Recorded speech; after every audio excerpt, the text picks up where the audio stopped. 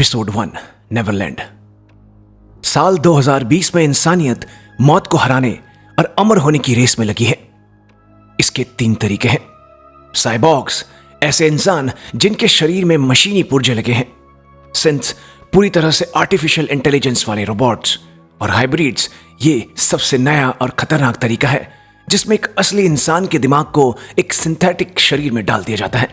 इस भविष्य में धरती पर कोई सरकार नहीं है, बल्कि दुनिया को वेलेंट युटानी और प्रोडिजी जैसे विशाल मेगा कॉर्पोरेशंस चला रही हैं। इसके बाद कहानी हमें अंतरिक्ष में ले जाती है, जहां वेलेंट युटानी कंपनी का एक रिसर्च स्पेसशिप जिसका नाम USCSS मैगिनॉट है, 65 साल के एक लंबे मिशन के बाद धरती की ओर लौट रहा है। इस शिप का क्रू क्रायोस्लीप से जागता है, लेकिन यह कोई आम शिप नहीं है। ये अपने साथ अंतरिक्ष से कुछ बेहद खतरनाक अलग अलग तरह के एलियन स्पेसिमेन जैसे फेस हगर्स और जेनोमॉर्फ्स लेकर आ रहा है। लेकिन अचानक शिप में तबाही मच जाती है और एलियंस पिंजरों से बाहर आ जाते हैं। शिप का सुरक्षा अधिकारी मोरो, जो एक साइबॉर्ग है, खुद को कंट्रोल रूम में सील कर लेता है और बाहर एलियंस के हाथों मर रहे अपने क्रू मेंबर की कोई मदद नहीं करता। जानबूझकर शिप धरती की ओर क्रैश होने के लिए सेट कर वो जेनोमॉर्फ से बाल बाल बचते हुए खुद को क्रायो कैप्सूल में सुरक्षित कर लेता है। अब कहानी धरती पर आती है। यहां हम प्रोडिजी कंपनी के एक सीक्रेट रिसर्च आइलैंड को देखते हैं जिसका नाम नेवरलैंड है। कंपनी का मालिक बॉय कावलायर नाम का एक युवा और सन की अरबपति है, जिसे पीटर पैन की कहानी का बहुत शौक है। वह AI को हराने के लिए हाइब्रिड इंसानों की फौज बनाना चाहता है। यहां हमारी मुलाकात मार्सी नाम की एक छोटी बच्ची से होती है जिसे कोई लाइलाज बीमारी है। उसका ख्याल क्रिश नाम का एक सिंथ रोबोट रखता है। क्योंकि मार्सी मरने वाली है, बॉय उसे अपने पहले हाइब्रिड एक्सपेरिमेंट के लिए चुनता है। मार्सी के दिमाग को एक 30 साल के वयस्क सिंथेटिक महिला के शरीर में ट्रांसफर कर दिया जाता है। जब ये प्रोसेस चल रहा होता है तब छत पर पीटर पैन फिल्म चल रही होती है। इसलिए नए शरीर में जागने के बाद मार्सी अपना नाम पीटर पैन कहानी की कैरेक्टर वेंडी रख लेती है।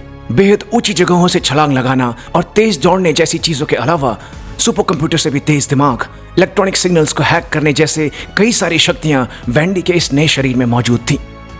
इसके बाद वो नेवरलैंड में मौजूद अन्य बीमार बच्चों से भी मिलती है, जिन्हें भी जल्द ही हाइब्रिड बनाया जाता है।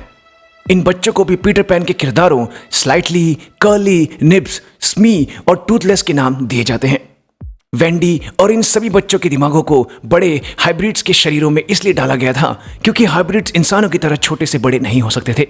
कुछ समय बाद वेंडी इलेक्ट्रॉनिक सिग्नल्स को हैक कर अपने बड़े भाई हर्मिट को भी ढूंढ लेती है, जो एक सिक्योरिटी फील्ड मेडिक है और ये नहीं जानता था कि उसकी बहन अभी भी जिंदा है। तभी कहानी में एक बहुत बड़ा धमाका होता है। अंतरिक्ष से आ रहा वो तबाह हो चुका स्पेसशिप मैगिनॉट सीधे इस नेवरलैंड आइलैंड के बीचों बीच आकर क्रैश हो जाता है। ये क्रैश इतना भयानक है कि पूरा इलाका मलबे में तब्दील हो जाता है। राहत और बचाव कार्य के लिए प्रोडिजी कंपनी अपनी मिलिट्री टीम को मलबे के अंदर भेजती है, जिसमें वेंडी का भाई हर्मिट सर्च और रेस्क्यू टीम का हिस्सा है। उधर शिप के अंदर छिपा हुआ मोरो अपने कैप्सूल से बाहर आता है और तुरंत शिप की कंप्यूटर मदर को वेलेंट युटानी के हेडक्वार्टर को जल्द मदद भेजने के लिए कहता है।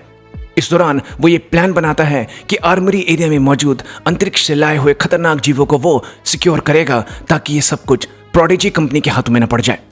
उधर वेंडी को अपने इलेक्ट्रॉनिक विजन से पता चलता है कि उसका भाई एक बहुत बड़े खतरे की ओर बढ़ रहा है, तो वो उसे बचाने की ठान लेती है। बॉय उसे और अन्य हाइब्रिड्स को किड्स की निगरानी में रेस्क्यू मिशन पर जाने की इजाजत दे देता है। उधर शिप के अंदर प्रोडिजी कंपनी की मिलिट्री टीम के 2 सोल्जर्स आर्मरी एरिया में पहुंच जाते हैं, जहां ये खतरनाक जीवों को रखा गया था। जिस दौरान एक सोल्जर के कपड़े के अंदर एक अजीब से कीड़े जैसा जीव घुस जाता है। इसी दौरान यहां छिपा हुआ मोरो इन्हें पकड़ लेता है और बंदूक की नोक पर पाइप्स से बांध देता है। उधर हर्मिट अपने साथियों के साथ क्रायोस्लीप वाले चैम्बर की छानबीन कर रहा होता है, जहां सभी क्रू मेंबर्स मर चुके थे और उन सभी के छाती में बड़ा छेद था, जैसे कोई चीज अंदर से इनके शरीरों को फाड़ कर निकली हो। तभी इन्हें खून के निशान दिखते हैं जो शिप के एक दूसरे हिस्से की तरफ जा रहे थे। ये उस तरफ बढ़ जाते हैं, इस बात पर ध्यान दिए बिना कि वहां एक मरा हुआ फेस हगर पड़ा था।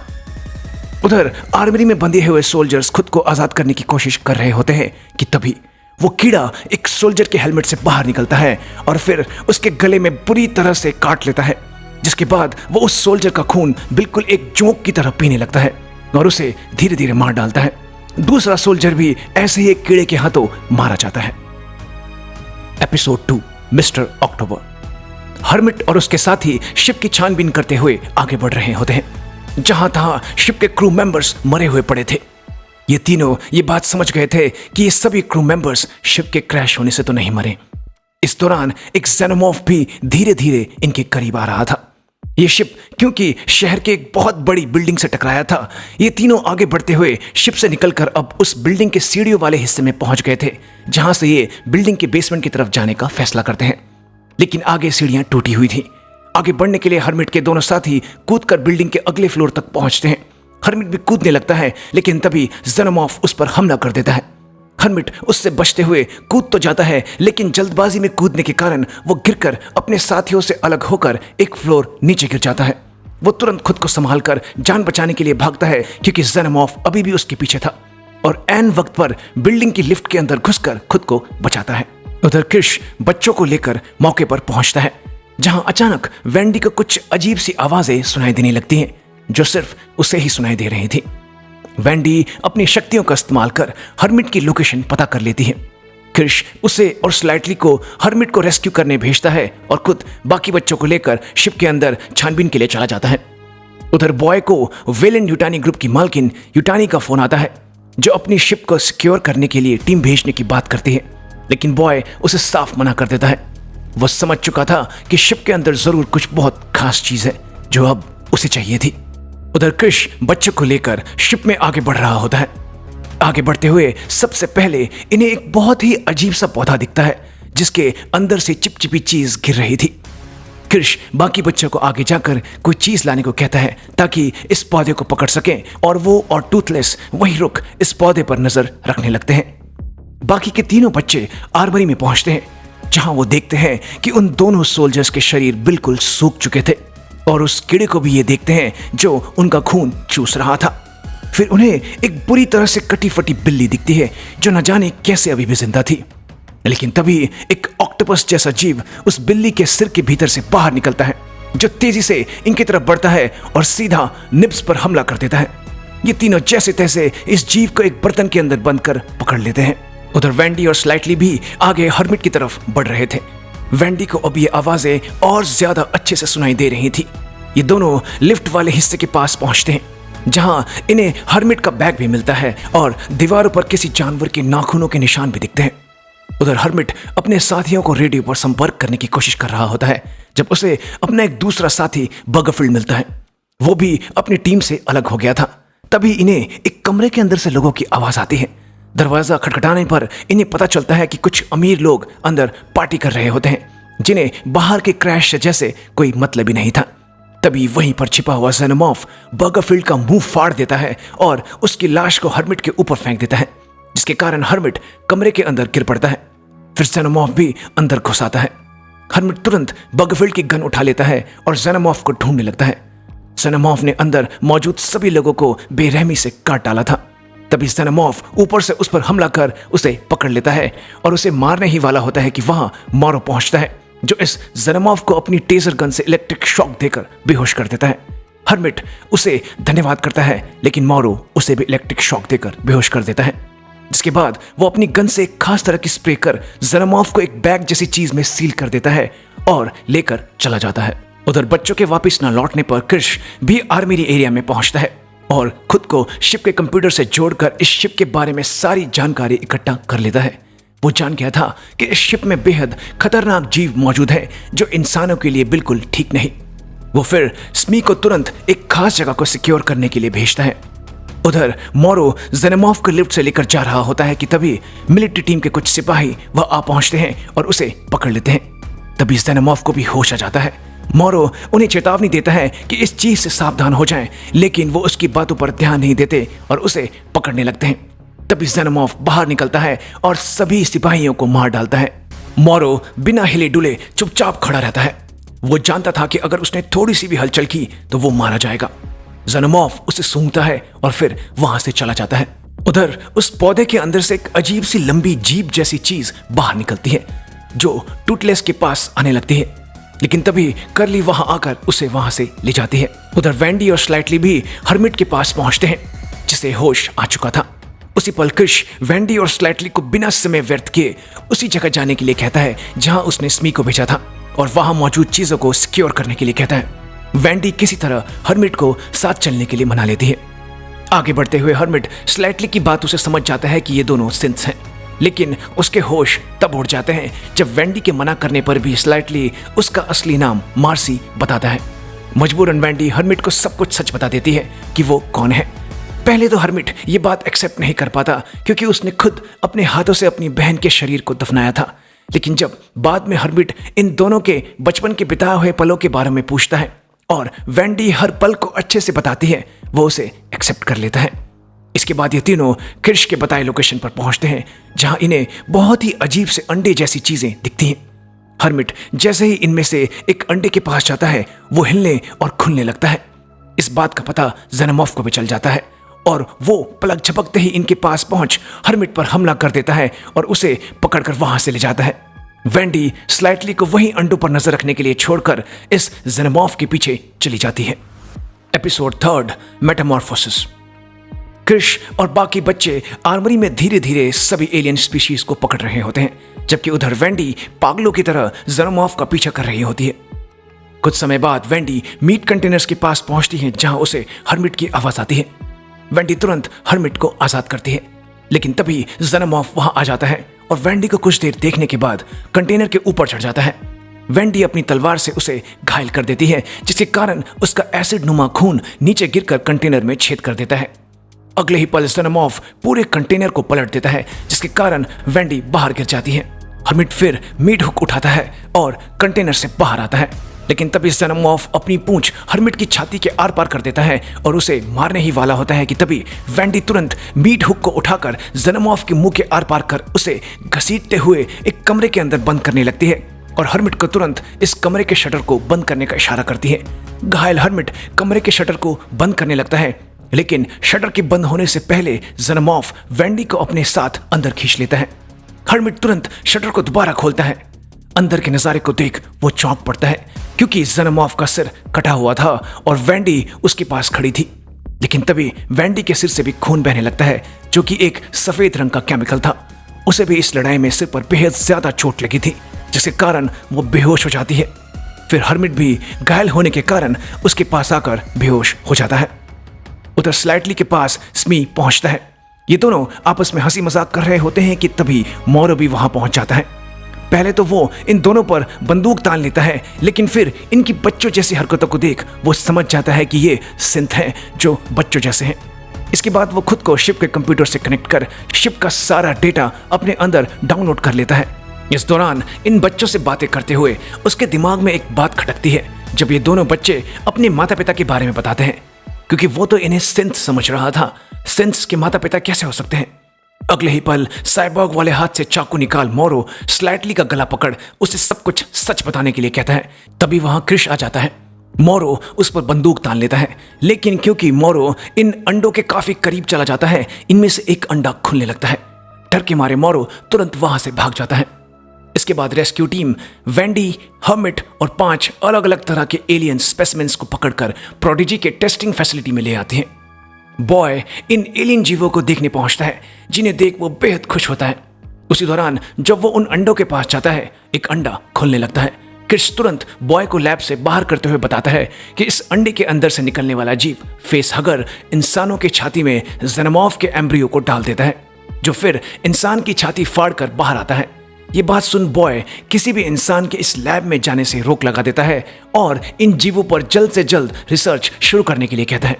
उधर मोरो यूटानी से संपर्क कर उसे बताता है कि एलियन स्पेसिमेंस प्रोडिजी के हाथ लग चुका है, लेकिन वो जानता है कि कैसे इन स्पेसिमेंस को वापस लाना है। कुछ ही समय बाद स्लाइटली को अचानक अपने कमरे में किसी की आवाज आती है। ये मोरो था, जो उसे अपनी बातों में फंसाकर उससे दोस्ती कर लेता है। उधर वेंडी ठीक हो चुकी थी और जैसे ही उसे होश आता है, वही आवाजें जो उसे क्रैश साइट पर आ रही थी अब उसे यहां भी सुनाई दे रही थी। वो आवाज के पास जाने लगती है। उधर हर्मिट का ऑपरेशन चल रहा था। उसके लंग्स में गंभीर चोट आई थी, इसीलिए उसके लंग्स को निकाल दिया जाता है और उसकी जगह आर्टिफिशियल लंग्स लगा दिए जाते हैं। उधर लैब में क्रिश टूथलेस और कर्ली एक अंडे को काटकर उसके अंदर से फेस हगर को बाहर निकालते हैं। ये जैसे ही ऐसा करते हैं, वेंडी के कानों में बुरी तरह से दर्द होने लगता है। लैब में क्रिश फिर फेसहगर के शरीर को काटकर जेनोमॉर्फ के एम्ब्रियो को बाहर निकालता है। वेंडी अब लैब में पहुंच चुकी थी। उसके कानों का दर्द बढ़ता जा रहा था। वो जैसे इस जेनोमॉर्फ के एम्ब्रियो के दर्द को महसूस कर पा रही थी। इसके बाद वो बेहोश हो जाती है।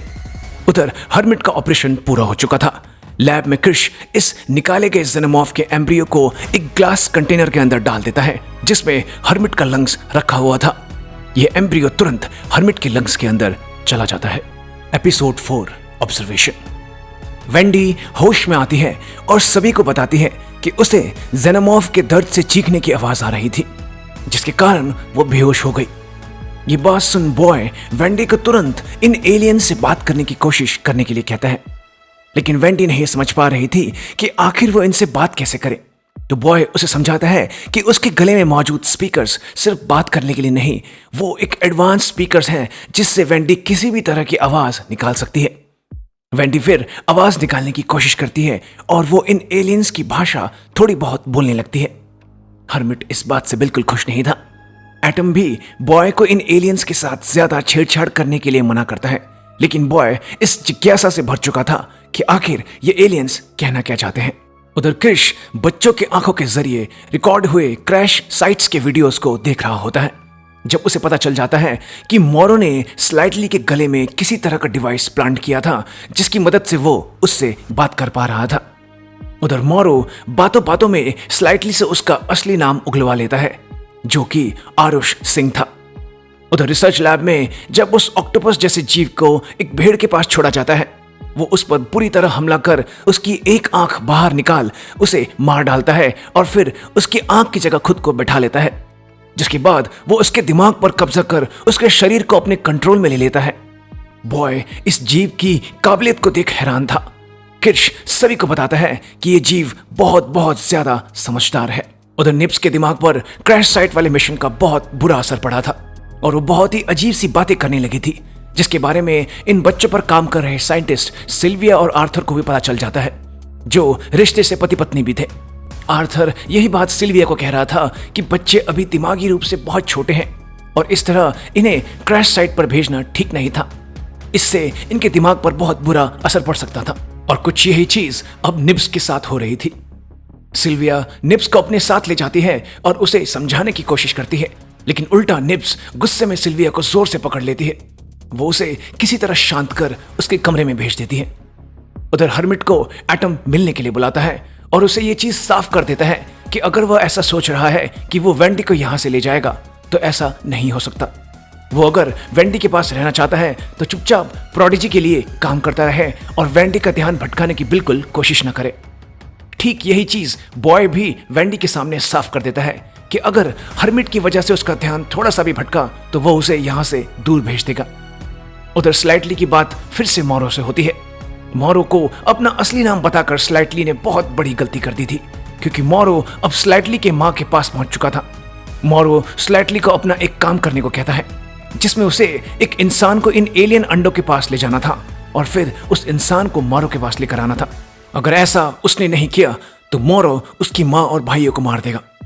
क्रिश इन सारी बातों को सुन रहा था। उधर रात को लैब में वेंडी हर्मिट के लंग्स के पास बैठकर उस जेनोमॉर्फ के एम्ब्रियो से बात करने की कोशिश कर रही होती है कि तभी ये लंग्स हिलने लगते हैं और छोटा सा जेनोमॉर्फ कांच को तोड़ते हुए बाहर आता है। पहले तो वो वेंडी को देख घुर्राने लगता है, लेकिन वेंडी उससे एलियन की आवाज निकालकर बात करने की कोशिश करने लगती है। अगले ही पल वो शांत हो जाता है और वेंडी उसे प्यार से सहलाने लगती है और हैरत से देखने लगती है।